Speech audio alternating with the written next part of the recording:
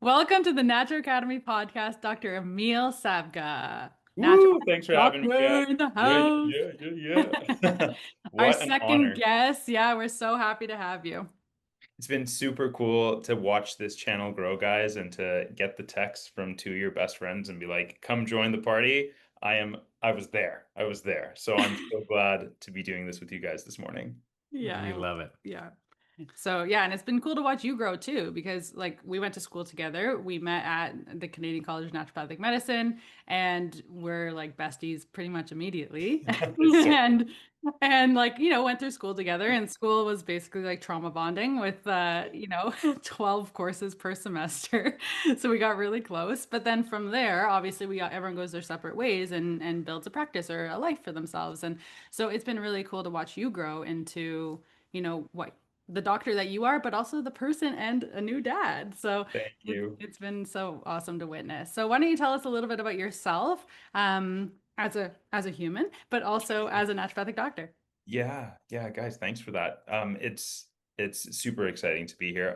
My name is Emile. I'm a naturopathic doctor, as you have just alluded to, and it's one of those really cool times to be a naturopath. I think that it's the I don't want to say the beginning of something new because naturopathic medicine has always been there, but I think it's one of those times where, there's a shift in culture towards getting back to the roots and understanding that we can take our power back and our health back into our own hands. So it's really a privilege to be in this field at this time in history.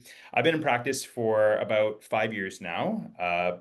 We graduated together, class of 2019. So Dive deep. dive deep, buddy, dive deep. Inside joke, inside joke. Um, since then, I've been practicing in Southern Ontario, split half my time between Toronto and the Kitchener, Waterloo, Cambridge area. Uh, it's funny when you jump into practice, you kind of have to find your legs and see, who are your people, what's your skill set, what type of demographic, and community do you want to serve? And I found over time that I leaned very much towards men's health and wellness.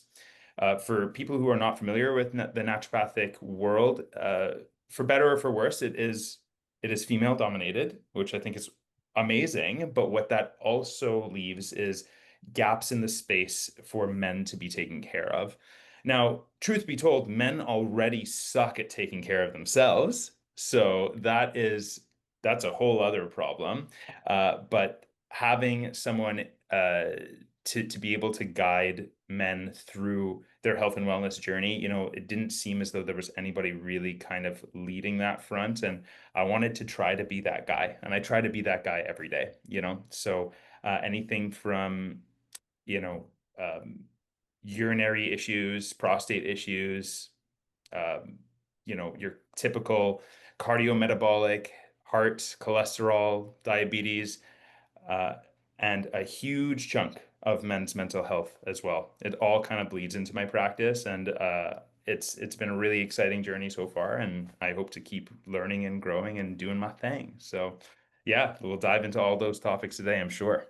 That's Awesome. awesome. Yeah. Yeah, a lot of people don't know that.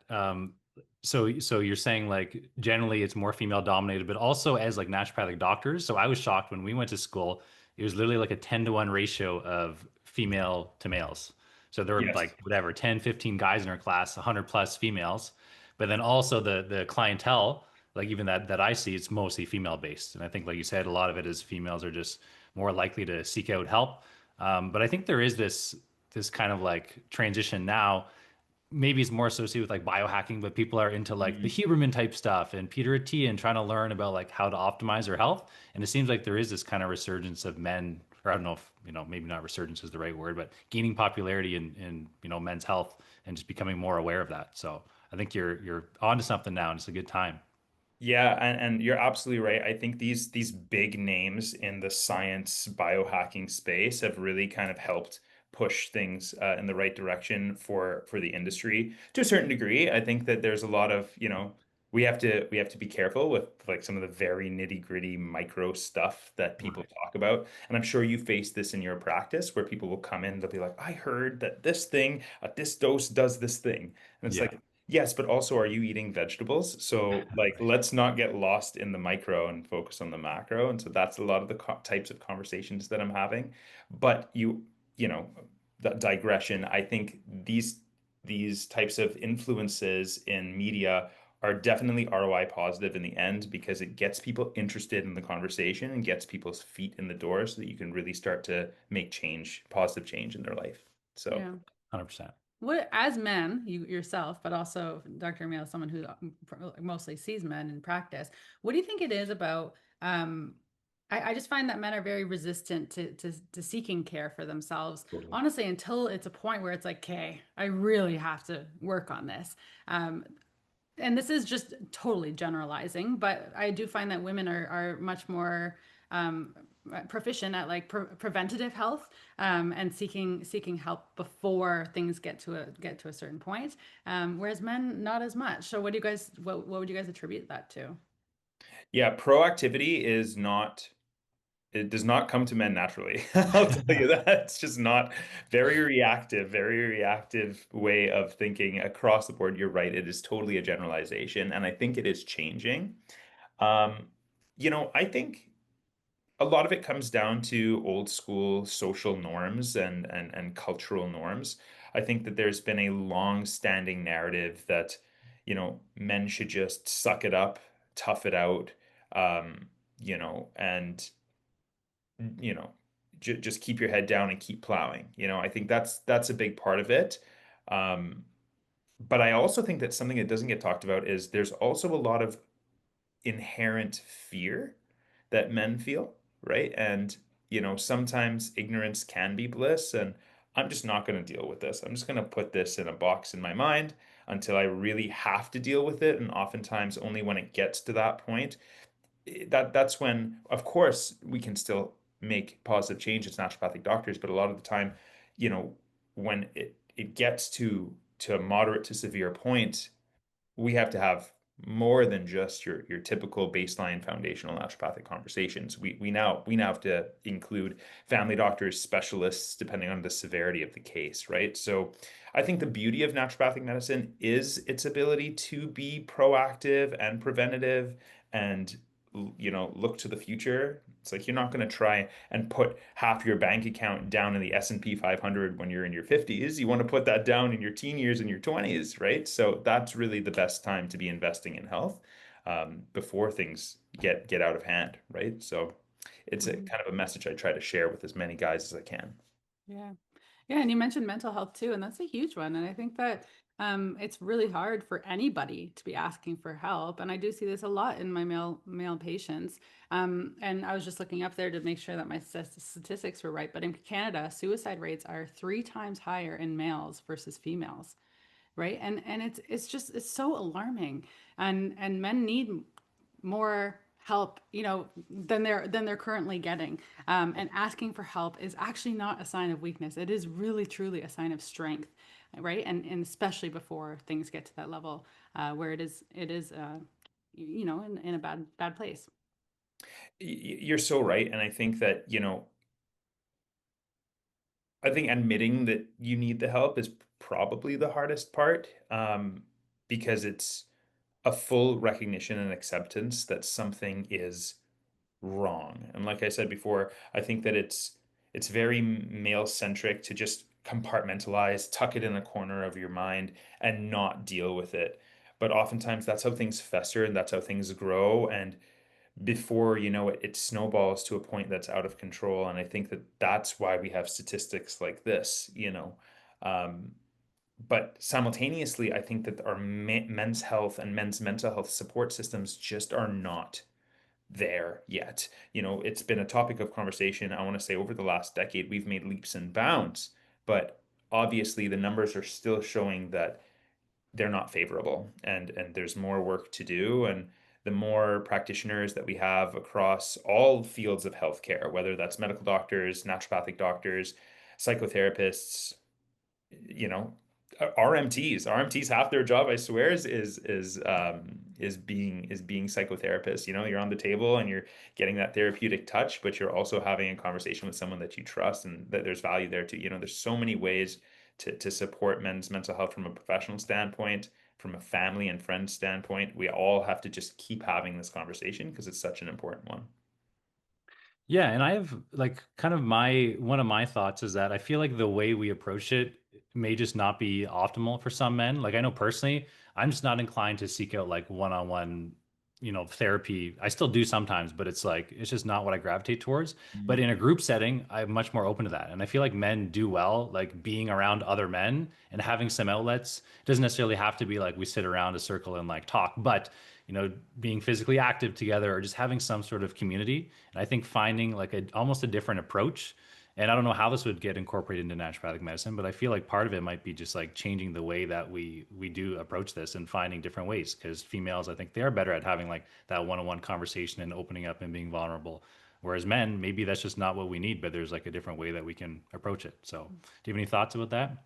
Yeah, I think group or community-based support systems are so underappreciated and undervalued. And I think that in a lot of ways, it does go hand in hand with what we can provide as naturopathic doctors, right?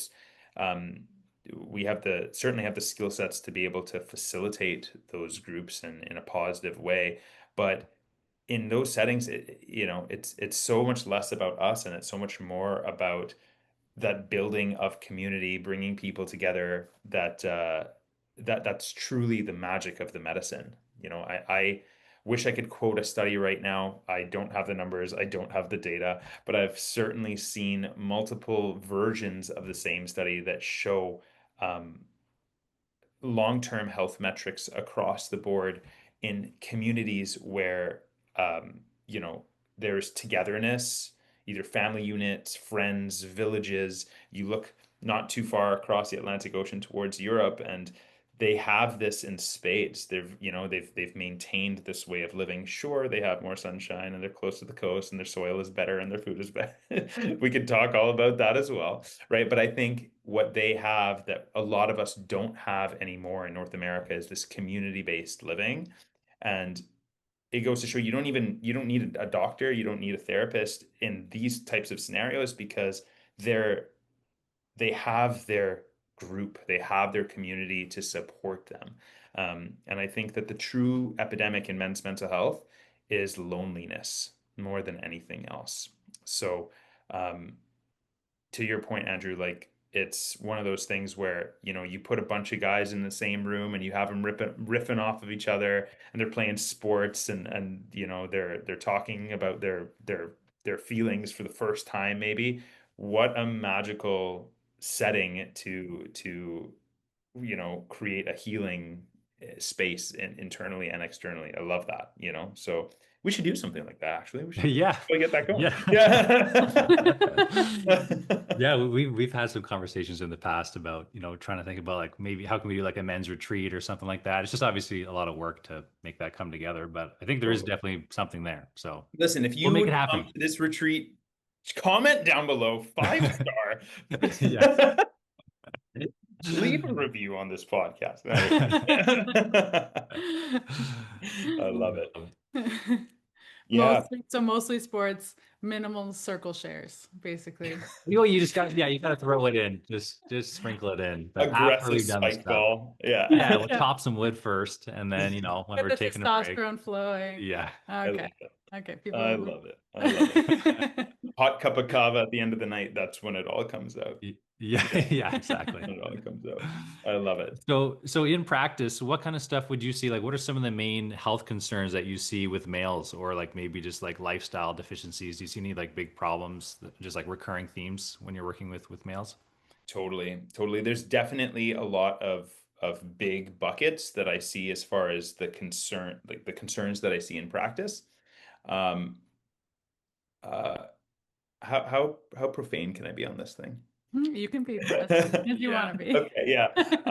I have this. So, I mean, obviously, I see men in practice all the time, and so there's a little bit of swearing, there's a little bit of rah rah. And I always joke, I was like, men don't come to the doctor ever until their dick stops working, right? Yeah. Like that's, yeah.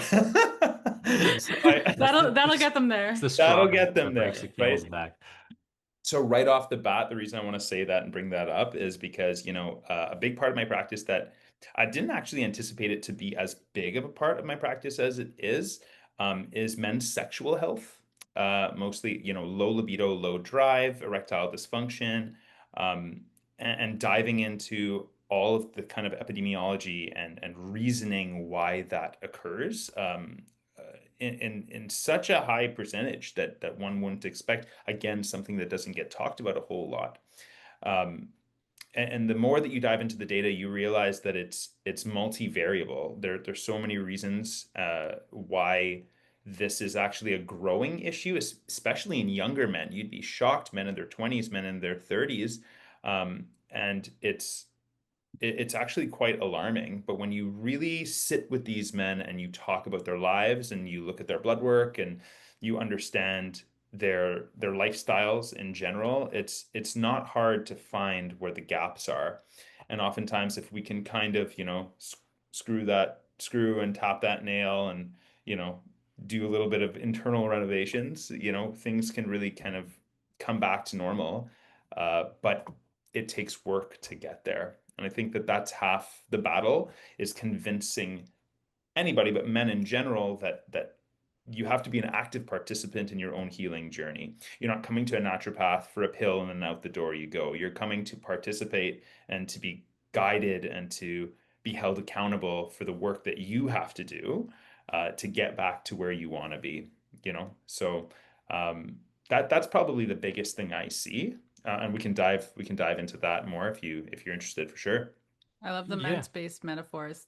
Screw that screw and tap that Tap nail. that nail, yeah. Internal Oh, renovations. I have so many, That's Marissa. great. I have so many. That's great. Gotta relate to the population you're working with. Totally. I have a whole one on leaky gut. We could talk about that one after. Awesome. Love to hear it. So So I'm go go ahead. ahead. No, it's okay.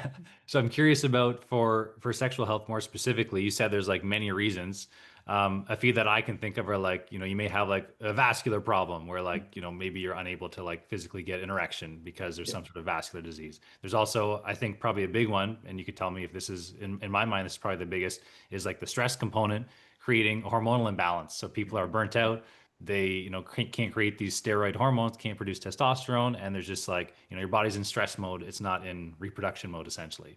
totally. There's also, psychological components, but like those are some of the main things I think of. Are there any other kind of buckets, or like what are your thoughts on that in terms of? Yeah, so based on the research that I've been doing, it seems as though we placed so much attention on sexual dysfunction or erectile dysfunction being a vascular issue. Oh Right. yeah, the veins in the genitals are just not filling with blood, or we don't have enough nitrous oxide to stimulate vasodilation. We think about it in this physiological way, and it is physiological, of course it is, right? But we think about it, physiological is the wrong word. It's more of like a structural or chemical issue, Yeah.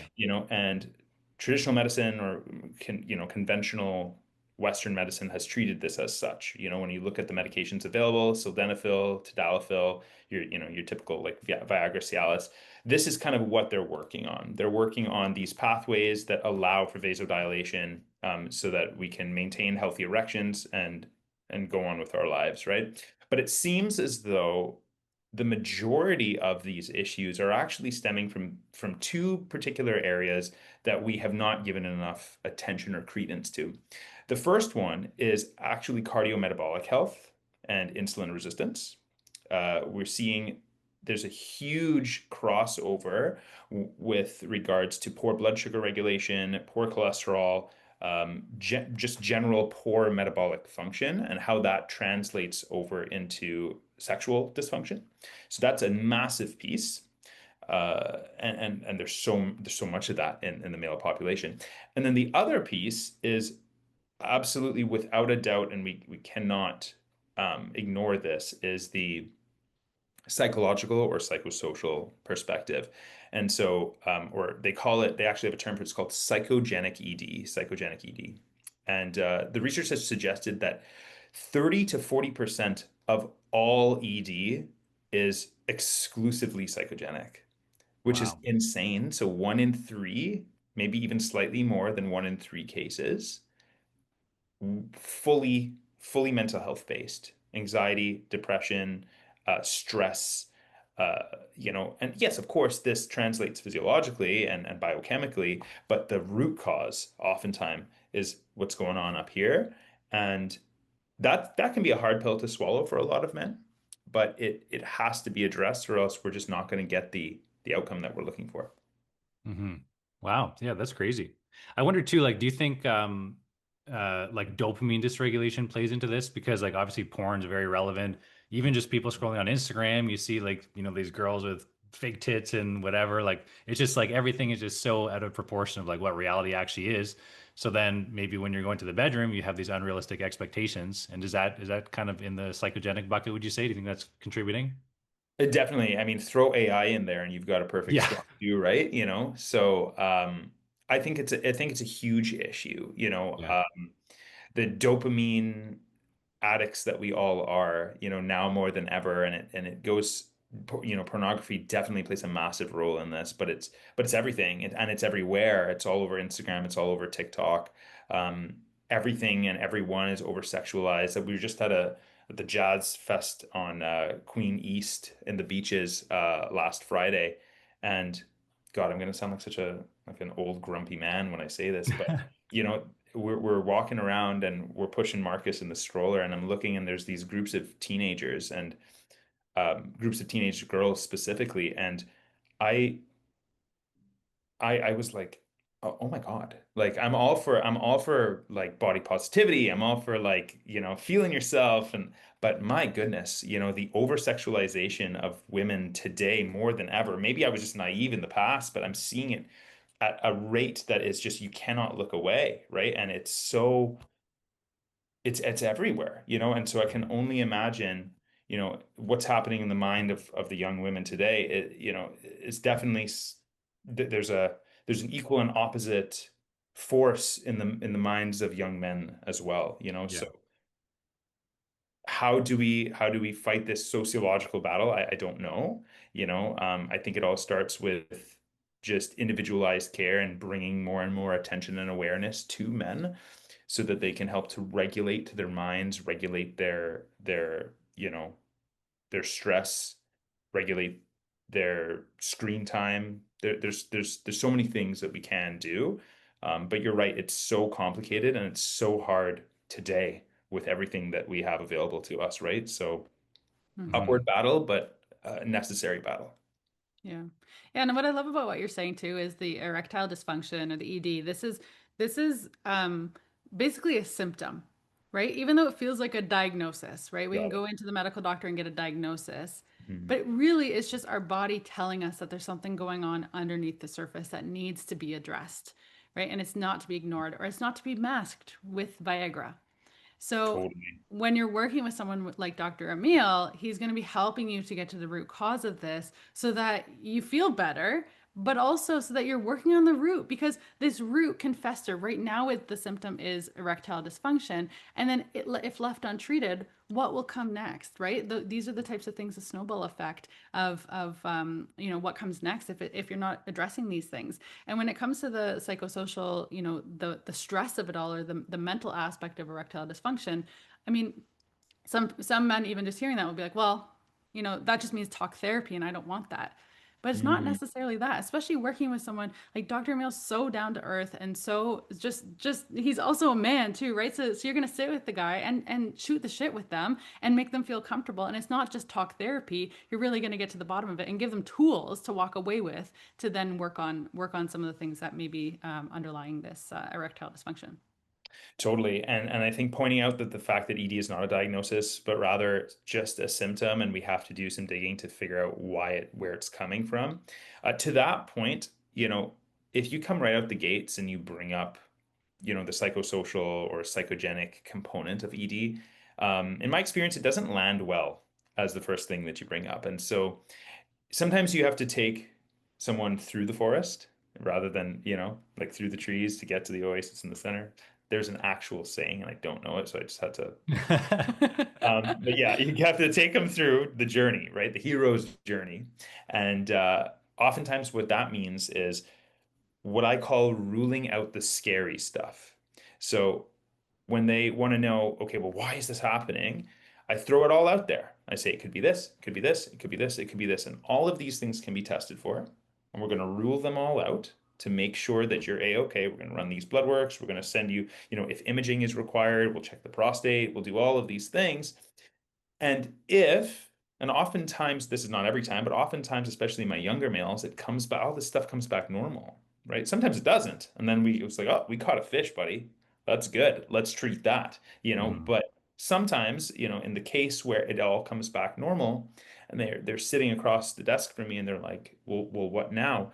I'm like, well, maybe, just maybe, it's the fact that you've been in an unhappy relationship for the last 5 years. Maybe it's because you're working the night shift one week and the day shift another week. Maybe it's because you haven't spoken to your parents in 2 years. You know what I mean? Like maybe it's these things that are happening in your life that you are suppressing, that are actually taking a physical toll on you and need to be addressed. And so it does take showing them oftentimes that there's nothing chemically or physically wrong before they start to open their minds up to it being something a little bit deeper, Mhm. Yeah. you I know? find that's true of many things too. Like a lot of patients we see, regardless of the problem, you can tell there's some sort of psychogenic or stress component, but they want to see like, oh, can we run blood work? Can we do this and that? And it's like, sure, yeah, let's run it. And then, yeah, a lot of the time, everything is normal. So then you just need to have the conversation. I think that just helps them psychologically know, okay, I'm good. I'm not going to die. And then they're Yeah. willing to accept, maybe I need to work on my stress. But like you said, with naturopathic medicine, it's just that process is not an overnight fix. We're on a journey. Yeah, maybe we're not going to get right to the root of things, but we'll get there. That's the privilege of naturopathic medicine, I think, and I'm sure every Canadian who has ever experienced our public healthcare system recognizes that you just don't get that with your family doctors. And I'm constantly, trying to root for the fam docs because they've kind of been handed a shitty hand, Mhm. being placed into the system that they're in. I think a lot of people become medical doctors with the best of intentions. And in this province and country, at least, it's very hard to provide the quality care that you're looking for because you're plugged into this system. And so, I encourage patients or prospective patients who are listening and considering naturopathic medicine, just understand that the system in that naturopaths work with is very different. But part of what that means is having the patience to work through the issue in a way that you've probably never worked through it before. You're not coming in for a one and done visit. You're coming in to solve a problem, and that doesn't happen overnight. Yeah, and Yeah. often people can walk away from their medical doctor with the recommendation of it's just stress, deal with the stress. It's just your weight, lose weight, right? And Yeah, yeah, and yeah, and totally. the time crunch with medical doctors is very limited, right? But that's where a naturopathic doctor can really shine to say, okay, let's do this in this systematic way. And Totally. here are the tools that you're going to walk away with so that you are totally set up for success. 100%. 100%. It's a privilege to be able to provide this quality of care. And, you know, um, I oftentimes will hear people come to me and say, do you hope or wish that one day your care will be covered by OHIP?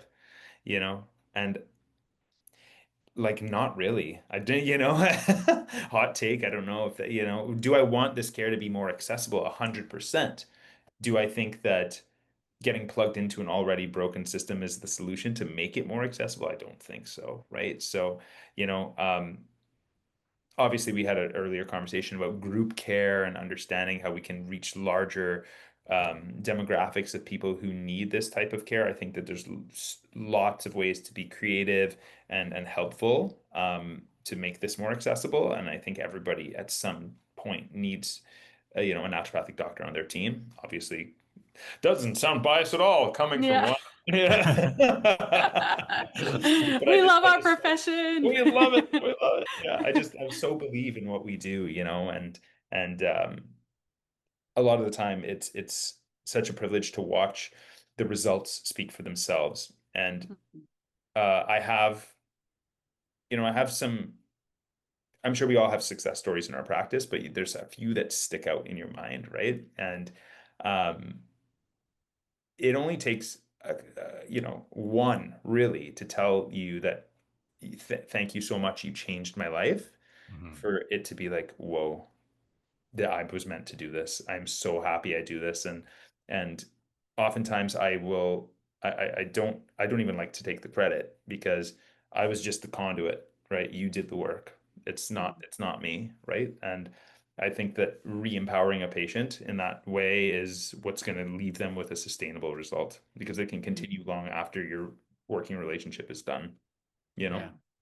Well, it's so true that same for me. Like every case I think of where I had like amazing results, it was the patient who did the work and they went Exactly. all in, they did everything I said and they like went for it and commit and then I have to remind that because yeah, they often do say like, wow, thank you so much, like life Yeah, changing, whatever. It's like, well, thank you for doing the work. I just basically, it's not rocket science, a lot of this stuff. I just kind of wrote down a treatment plan for you. You did all the hard work and yeah, now that person's empowered and they don't necessarily need to rely on us as much. Right. And that's kind of, it's a weird thing because like at the end of the day, yeah, I'd love to keep seeing patients, but the goal is that they don't have to see me as much because I've taught them, and they're able to do those things on their own. totally. I actually say something similar. I say, it's a terrible business model. Yeah. But yeah, but my goal is to see you as few times as possible because that means that we've successfully solved your issue. And then the Right. only way that I stay in business is if You when tell your friends. yeah, you tell someone who you love that you think needs the help to come by, you know. Yeah. And they oftentimes they appreciate that, Yeah. Yeah. you know.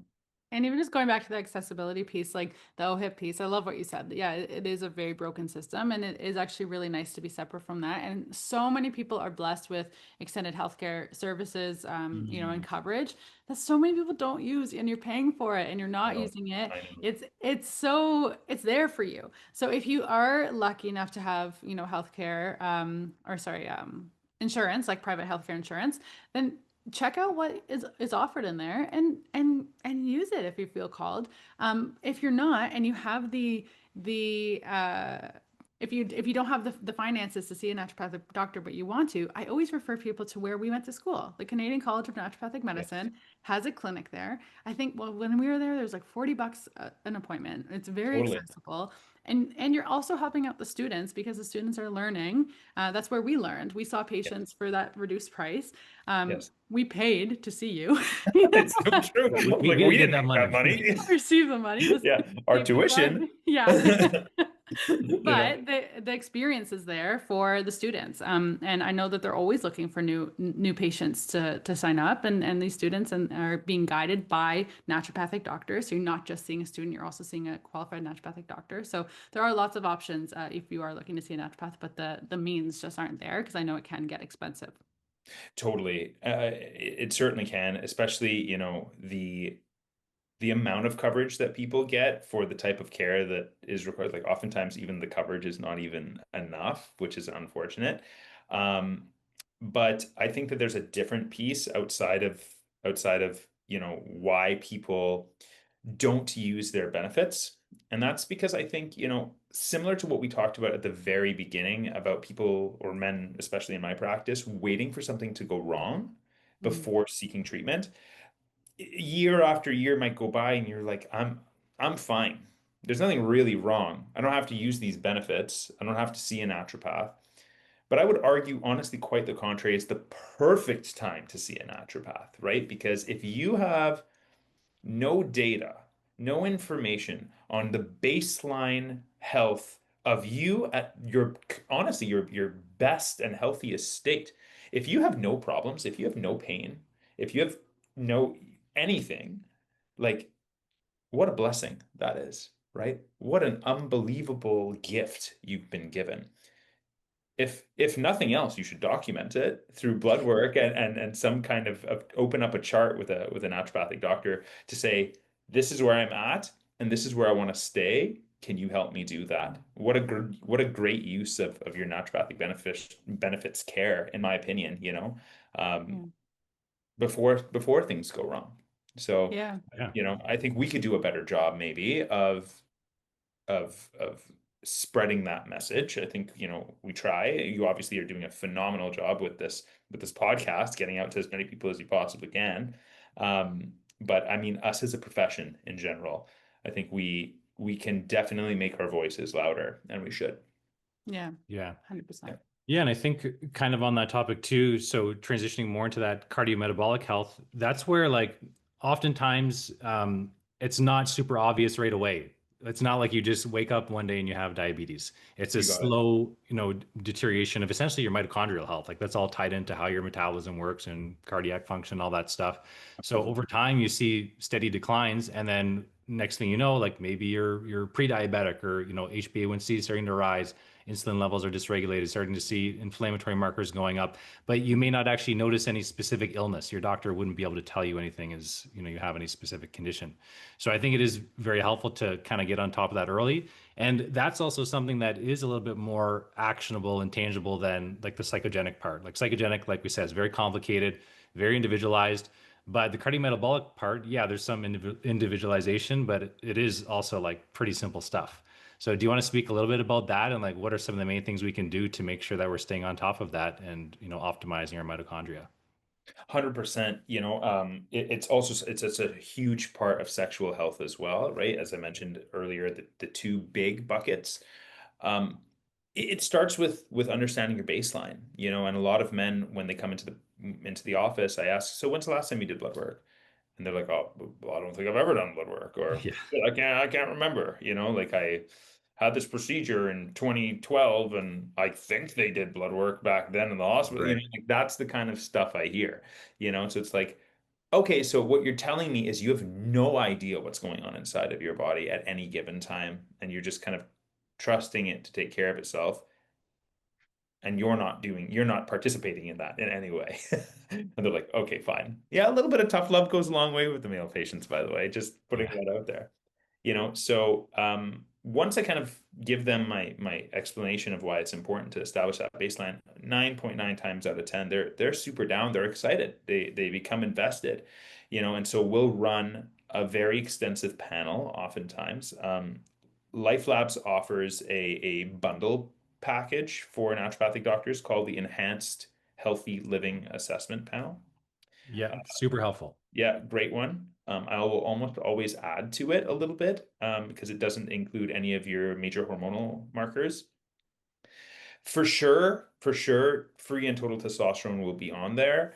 If I'm suspecting deeper hormonal dysregulation, we might throw in some pituitary hormones that are higher up on the chain, and some adrenal function hormones as well. We might do an AM cortisol, we might do LH, FSH, maybe, but a lot of the time, what I'm looking for on this enhanced panel is we're dialing in to the blood sugar dysregulation. We're looking at the hemoglobin A1C. We're looking at the fasting insulin. We're looking at the triglycerides, and we're looking at a lot of the nutrient deficiencies like vitamin D, B12. It's kind of rare to see male iron deficiency, but you see it from time to time, And I oftentimes will use these nutrient deficiencies as a proxy for other nutrient deficiencies, and so if we're low on B12, we're probably low on all the other Bs, right? If we're low on you know HDL cholesterol, we're probably not having enough omega-3s in our diet, right? There are things that we can see that's right in front of us, um, that we can make pretty much instantaneous change to if you just move the chess pieces a little bit in your day-to-day life. Right. Yeah, 100%. And what would be some of those things? So, like, say someone doesn't have any over nutrient deficiencies, but I see this often where like HbA1c is starting to creep up a little bit. Um, Maybe like cholesterol numbers, triglycerides are a little bit elevated. It's nothing crazy, but you're starting to see it's, not in the right direction. Maybe you can just tell from the look of them, have a little bit of excess weight, like just a classic picture of maybe a guy in their 40s or 50s who's starting to just feel a little bit tired, maybe having some erectile issues, whatever. But like, what are some like kind of basic general things, actionable steps people can take? Totally. And the answer is not sexy. It's boring, and a lot of the time these men have heard some version of this before. They just haven't been given, you know, a visual of how it's affecting them internally, and that's where the blood work comes Right. in. And then they also haven't been given tangible steps on how to implement these You changes. don't have Like the specifics. Yeah. the specifics. Like you were saying earlier, Marissa, like, oh, you're too stressed, so go deal with that. You're overweight, go deal with that. It's obviously not going to come from us in that way. So, I mean, if we're just creating like the two pathways, of done by you, not done for you, it would be focusing on nutrition, focusing on lifestyle. From a nutritional standpoint, I'm bullish on three core factors. We want to make sure we're getting enough protein, getting enough fiber, and staying hydrated through adequate water or, mild electrolyte consumption. So those are the big three for me, for supporting metabolic function. So oftentimes I'll draw a circle on a piece of paper and I'll ask them to divvy up what their plate looks like and send it back to me in front of me so I can kind of see, okay, like where's the starch, where's the protein, where is the fiber? And you can imagine that it's primarily starch with a chunk of protein and lucky if there's a vegetable, and so there's a lot of coaching around how to better organize your plate. We'll look at the frequency of blood sugar spikes. So every time we eat anything, whether it's a small snack or a large meal, we're looking at that blood sugar spiking up and down and slowly but surely building ourselves closer towards an insulin resistant picture. And then we think about food as forms of inputs, but what can we do to support our metabolic function in the form of outputs? And that's almost always some form of exercise. You know, low low intensity steady state cardio, so undervalued. That's just fancy word for walking. Thank you very much. How many of us are stuck to our desk and maybe if we're lucky getting 1 to 2,000 steps a day? Check your iPhones. You'd be shocked. You'd be shocked how few steps you take in a day. And so kind of creating a daily minimum to make sure that the body is moving at its most basic form, and important in both men and women for sure. But I'd like to say, definitely essential for men is some form of resistance training. And it doesn't have to be go to the gym, Arnold presses. We're not looking for that. Your body is a moving piece of resistance. You know, we all have a floor. We all have, the ability to move our body up and down in space, and oftentimes that can be just enough to get the ball rolling and start a new healthy habit that, as long as you're consistent with, will start to show differences, not only in your symptoms. If you don't even have symptoms, you'll see it on the blood work first. Yeah, I love it. Yeah, like we talked to Dr. Ali last week about this stuff, all the not sexy stuff. But I think you're onto something with like the blood work and sometimes showing people objectively there's a problem, and then that gives them the motivation to do those basic things that maybe they have heard 100 times, but they just haven't had, they don't have an impetus to start it. But I very much agree with the resistance training. I think there is something special for men. I think women obviously benefit as well, but I think guys just like need to be active. Probably going back to, ancestrally just being hunter gatherers, sprinting, hunting, lifting heavy things. It's just part of like what our biology needs. I know for me, when that's in place, like mood is way better, especially when you're working out. You feel this clarity, and the circulation's good, and you get a lasting effect from that. But then also it helps me at least dial into my diet better. You're kind of more in tune with what you need. You're prioritizing that protein afterwards because it's important. You need to take care of your body. So I do think the exercise piece, in particular, like something a little bit more vigorous, is super helpful. And it doesn't have to be daily either. I always tell people like, hey, if you do like 2, maybe 3 like good resistance training sessions per week, like that's awesome. That's like massive benefit from that because you They're can't do thrilled to hear what you're that, doing. by the way. Yeah. Oh They're yeah. thrilled, Yeah. because It's we like got 2 the times, 20 minutes. bodybuilding.com. Yeah. That's nothing. Yeah, totally. But I mean, if you go on the internet and you look at these male fitness models and you're like, wow, well, that is what fitness is. And so I guess I should do what that guy does, but he's in the gym 2 hours a day, 6 days a week with a one rest day. And it's like, oh, well, I can't do that. I have a Yeah. job and a family, so I may as well do nothing. Right. And so that is the all or nothing mentality I see in men all the time. Mm. And, I think that's a great point, and I say it all the time of, that's not the goal. We're not trying to be that. Like if you're trying to be that, then you need to quit your 9 to 5. You need to divorce your wife. Yeah. Because You that gotta is a buy a bunch double. of creatine. You gotta buy a bunch of creatine. You gotta make a buddy at the back of the gym that's giving you little vials of you know what, Yeah. right? And like that, that's the only way, right? So we have to reshift what the expectations are. We're not trying to turn you into Arnold. We're not trying to turn you into Fletcher. We're trying to turn you into a healthy husband, father who can be around for their kids and grandkids and pick them up and throw them around, and get out of bed in the morning without saying, "Oh, my back," and hopefully pee with a strong stream, and be able to, you know, have a happy, healthy marriage. Yeah. Love it. Yeah, I think even the word like optimization, I've seen quite a few people come in to see us with the goal of optimization. And I just love that it's like, well, yeah, things are going pretty good, but I know that they could be better. And I think that Love it. that's where these types of recommendations can come in. And it's just like, yeah, I think things are okay. But I know I can be better. So that's where these types of changes that Dr. Emile is talking about will make such a huge difference. Now, what you mentioned earlier was about leaky gut. I think that's a really big thing that a lot of people ask about is leaky gut. How do I know if I have leaky gut? Like how does it impact you? And how do you treat it? Do you want to just go into that a little bit? And I want to hear your analogy as well. Totally. Yeah, yeah, well, I'll bring that up. So leaky gut's a funny one. Leaky gut, for whatever reason, has made has kind of created this like little splash in medicine, right? Because you have people in the health and wellness space who are like everybody has leaky gut. And then you have a totally other side of the field where it's like leaky gut does not exist. And so now we have to be somewhere in the middle of trying to identify, well, let's first of all define kind of what leaky gut is. What does that look like? I think it makes it complicated due to the fact that it's a syndrome. It's just like a combination of symptoms. And so we have to decipher, okay, is this random bloating and fatigue and disruption in bowel movements as a result of something that is more concretely defined, a true diagnosis?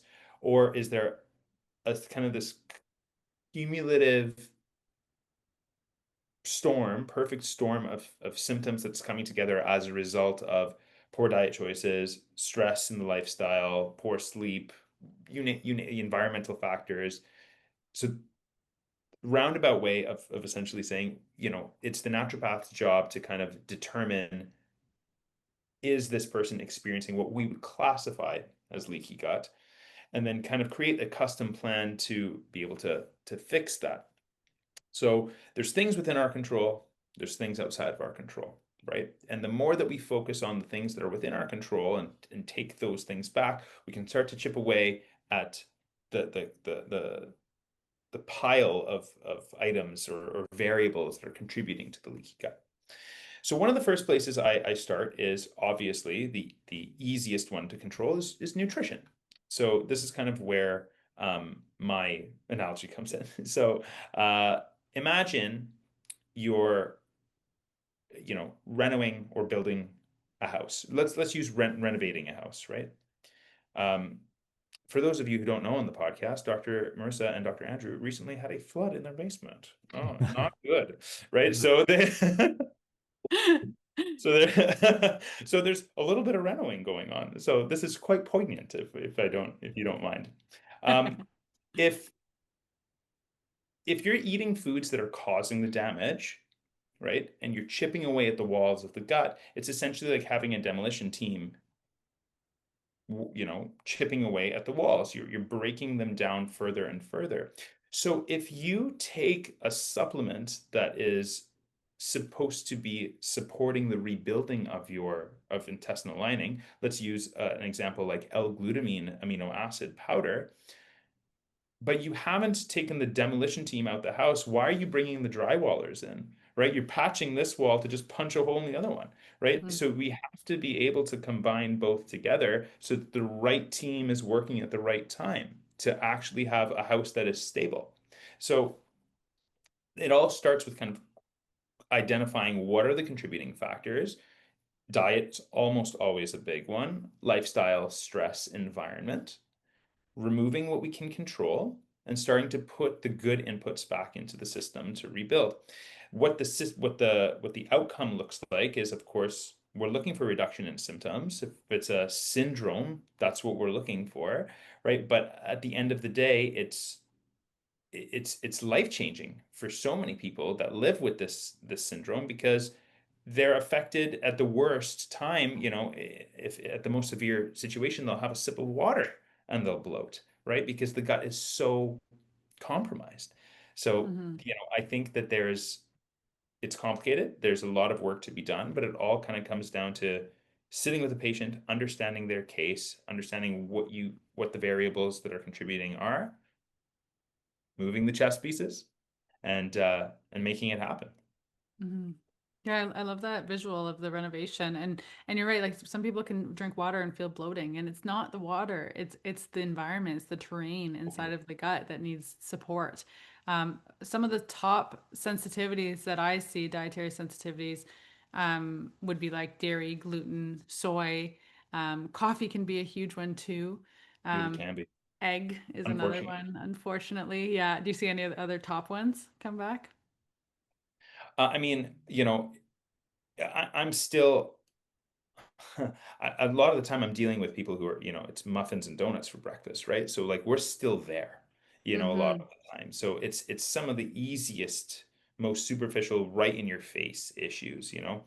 Um, but you mentioned coffee. Coffee is definitely one that I wish was not such a trigger for people. I think Hmm. that there's context with coffee, and I think it's person dependent. I think that the type of coffee, the amount of coffee, the when the coffee is consumed, whether it's empty stomach or paired with some kind of food to root it down and kind of protect the lining of the esophagus, the stomach, and the gut, I think that all of those things matter.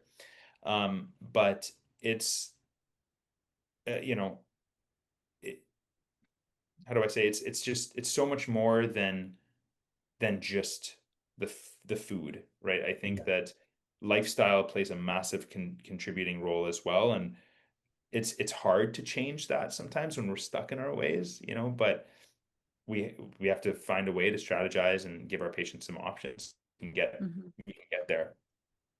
Yeah. Yeah. Yeah, and it's easy to get really like granular and saying like, okay, this is the one food that's causing the issue, or like it must be leaky gut and the gap junctions are open. But Like after like yeah, like you're saying, and it was very similar to approaching sexual dysfunction. You're looking at the whole picture. You're addressing the lifestyle imbalances from across the boards, whether it is nutrition or exercise or stress or whatever, making the correct changes, and the body knows how to heal itself. You don't need to necessarily be targeting like this one specific thing that's going on. And then once you regain your health, you should have some resilience to be able to eat a wide variety of foods. And yeah, That's there's it. always going to be some context. There's a big difference between like Tim Hortons coffee and then having like organic beans that you fresh grind at home. And like you said, timing of certain things, or even wheat products. There's organic things you can make sourdough, which some people are fine with, and then there's the muffins and donuts for breakfast. So that's where a lot of it's just education about like general quality of food, eating in a relaxed state and shifting into that parasympathetic so you can digest things. Like a lot of it is really not rocket science. And sounds like we all love that about naturopathic medicine. We It is do. not sexy. Sometimes it's a tough sell, but once you can get people onto that train and they start seeing the benefits, then they're sold and you're really helping people. So yeah, I love I it. I think, can't yeah, really I see think us it's doing important. anything else. Sorry? I said I can't see us doing anything else. Like I I'm sure mean, you're the same I way. would It's just hope you information. never do anything else because you do it so Right. well. Come on. I was thinking about Um, selling cars actually. yeah, yeah, good. I was thinking about selling used Pontiacs. Yeah. Yeah. It's good margin. Yeah. Oh, so funny. Yeah, no, I Just love to, that approach though. Sorry, go ahead. yeah, to tie a little bow on this on the leaky gut piece and how diet, lifestyle, and all of it kind of play into it. I often, not always, but I often will share a personal story with regards to gut health, because it's one of the areas that I needed help in my own life. And when I was in naturopath school, I was coming up to the middle of fourth year, and I was a disaster. I was a complete wreck. I was the guy who would wake up and drink a sip of water and my day would be ruined. I had the bitchiest gut. of all time, right? It was a real problem for a long time. So much so that I went to seek out the help of a naturopath a couple years older than us, who had graduated, was in practice, was like slamming on Instagram to like get her name out there. And she's phenomenal, and she's she's a very good naturopath to this day. And it's so funny how when you're in it, everything is cloudy, and it's so easy to help others and sometimes quite difficult to help ourselves. So I was so happy that I turned to her for that guidance, and we moved through that process. But what's interesting is during the time when I was at my worst, my diet was great. My diet's never been bad, right? Like, I knock on wood, I've always prioritized nutrition. I worked out through the whole thing. But what was going on? I was so stressed, so burnt. There was nothing left to give. Naturopathic medical school is the least naturopathic environment of all time. You know what I mean? And so I had to really face the fact that it was stress that had brought on all of these symptoms. And so really working through that. Um, Today, I can certainly drink water with no bloating, and I can even have small amounts of dairy. That's crazy. I couldn't even be in the same room as dairy, right? So to your point, Andrew, you can rebuild that resilience. You can get back to a point where you can enjoy the things that you like in your life. Again, if you're coming in at it's things are at their worst, of course there's going to be sacrifice. Of course there's going to be things that you're going to have to give up as part of the healing journey. But the truth is that if you do it right, like, you can come out the other end and reintroduce these things with great success. You know, Awesome. I'm that guy. I did that. Yeah. I did it. Yeah. So it can happen. It can happen. That's amazing. Okay, so we should wrap up here. One last question. What Sure. is your favorite peptide? I'm just kidding. We were talking about this earlier, how people are always texting like, well, what peptide should I take? And I'm like, yeah, oh my I'm God. not an expert in that, but Yeah, anyways, I'm sure they're great. It's not in scope. One day they'll be in scope, and we'll be able to talk about it. Yeah. yeah. Well, I've had some shoulder pain. I've tried some for like a couple months straight, and shoulder's still not better. So I'm not sold yet. But Okay, we'll talk Gotta about that see off it to air. believe it yeah. first. But anyways, our actual last question is, so if there's one thing that you could leave the audience with that you think is just like, what's the best thing people can do to improve their health? If you said to give one recommendation, what would you say? Move your body. Move your body. I know it's the least sexy thing ever, but it is the most important thing that I think that anybody can do. Um, I have a whole list of dad jokes that I give all the time now, because I guess I'm that guy now. But I will oftentimes tell people, uh, if I could put exercise in a pill, I sure as hell would not be sitting at this desk talking to you. I'd be on a Yeah. yacht somewhere, right? Right. So that, like, it's that potent, it's that powerful. So if nothing else, if you take nothing away from this visit, if you're the type of person who sits at a desk all day and then, works their 9 to 5, and it's mentally exhausting, and you get on the subway and you go home and you crash on the couch and you watch your favorite sitcom until you pass out. And then when you look back on your week, you haven't moved much. That's your downfall, probably more than anything else. And your life would get so much better if that was the single variable that you moved. There's other work to do, but it's, in my opinion, the most important thing. Move your body, Well people. said. Yeah. Well said. Yeah. Yeah, totally agree. Yeah, we're not meant to be as sedentary as we are in today's society. So I think that's a really fantastic piece of advice. So, and it's very actionable. You can start it right now. You don't need money. You don't need a gym membership. You don't need equipment even. You just need to move your body. You have that piece of resistance as your body, like Dr. Emile mentioned earlier. So yeah, it's great. I can do some push-ups right after this. Yeah, yeah. We transition right into them as our clothes. Yeah. Speaking of clothes, I'm actually wearing full Matter gear right now. Not As this is if. unintentional. It was just shirt and shorts. So I that love it. I'll be something- honest. I was When gonna you say signed that's still something is that's that a Matter shirt? That's looking yeah. good. Looking Yeah. good. Are you still selling that apparel? Is that still a thing right now? Yeah, the Shopify store is still live. The brand is still alive. It is admittedly it is quite dormant as far as outreach and marketing, and apparel is a tough Yeah. one, but it's it was a passion project that it still exists, and I get the odd sale here and there, which is really exciting to see that people are still engaging with the mission, with the company.